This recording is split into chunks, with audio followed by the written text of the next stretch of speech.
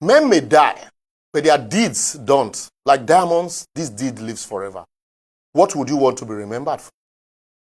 The confirmation of the news of the death of the former President Muhammadu Buhari filtered in like a rumor, and reactions started pouring in like wildfire in a Harmattan season.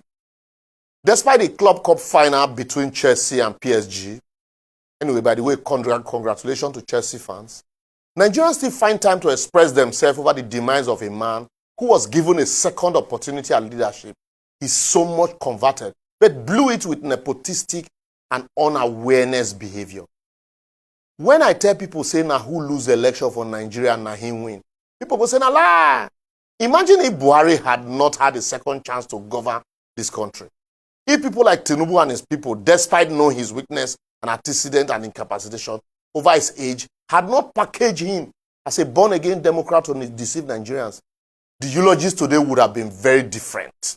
A lot of praises would have been pouring in as the man who meant so well for Nigeria, but didn't have the opportunity to govern again. People would have even replaced his name with the best president Nigeria ever had.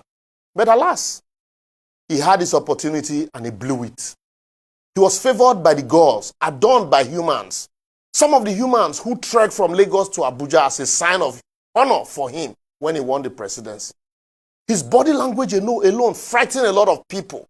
Even the civil service, the moment he entered office, everybody fell into line. A man who was touted as the anti-corruption SARS, but was not in a hurry to change anything.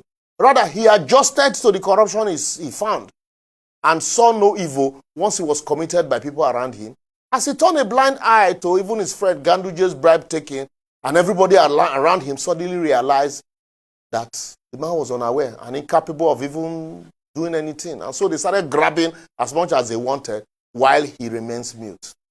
He went about his business, changing his life to a youngish, fresh look, and spent 8 years holidaying all over the world and was being treated by the best doctors in UK. And as the country was bleeding from insecurity, he was enjoying the paraphernalia of a president of a poor oil country. And his daughters were flying private jet to even go take pictures of festivals. The transformation was so hard to believe that even people like Mazi Nnamdi Kanu and his group were convinced that the real Buhari had died and the fresh guy who were saying was a clone guy, Jubre from Sudan. You won't blame them. And even in death, Nigerians, a people that hardly speak ill of death, are not in a hurry to forget his bad deeds. A government that slaughtered hundreds of Shiites, men, women, and children, ordered soldiers of the Nigerian army to open fire on peaceful and defenseless end-SARS protesters waving the Nigerian flag, because according to Buhari, they were coming to remove him from office. He ordered the killings of young Southerners who he branded as IPOB, disobeyed court orders endlessly, jailed critics like Showore, destroyed the economy, and ruined everything he touched. Muhammadu Buhari left a legacy of debts which almost doubled from 18% to 38% of the GDP, and inflation at 22.4%, with 133 million Nigerians in poverty. And despite all of this, some of his people, including some of those in government now, and others who are collating to aid bad governance, saw no evil but participated in the evil. However, he completed the railway line in Warri-Itakpe, the Abuja Light Rail, Abuja-Kaduna Railway, Lagos-Ibadan Railway, and the Kaduna-Kano, Lagos-Ibadan, Enugu-Port Harcourt, Bodo and Boni, and then the Apapa Oshodi-Oworosoki road project as testament to his huge spending. He would also take pride in the Ajakuta-Kano-Kaduna railway line and the AKK gas project, which nepotism did not allow them award to the most suited company for that job because the person is Southerner. Anyway, that's a story for another day. So how do you tell Nigerians to mourn such a leader? I will therefore advocate our leaders today should remember it is not the number of days one spent in office that matters, but the quality of leadership and its impact in a people's life put in those days. They should also remember that the lifespan of a political office holder is like that of a tenured monarch, and that no matter how long it takes, it will come to an end someday. So what would they be remembered for?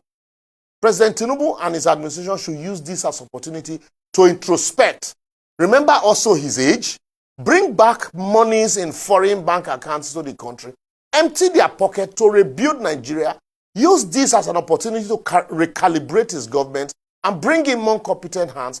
Create a presidential office for research and development, monitoring and evaluation of key performance indicators to enable him leave a legacy that will be worth celebrating when his story comes to an end. But if he chooses to be dead to this admonition, and remain alive to vanity, he should remember that man is nothing but a breathing corpse. And if you are no longer alive to receive the insult, don't put your family through it. Make we leave our here small to enable us also hear your thoughts on and comments on the issue. And also, like I say, feel free to press the subscribe button and then also share. But the Bible says we should not judge so that we will not be judged. But I say today, like my friend Chuka Honor, judge so that you also will be judged. That is the only way we can build a better society. See you next week.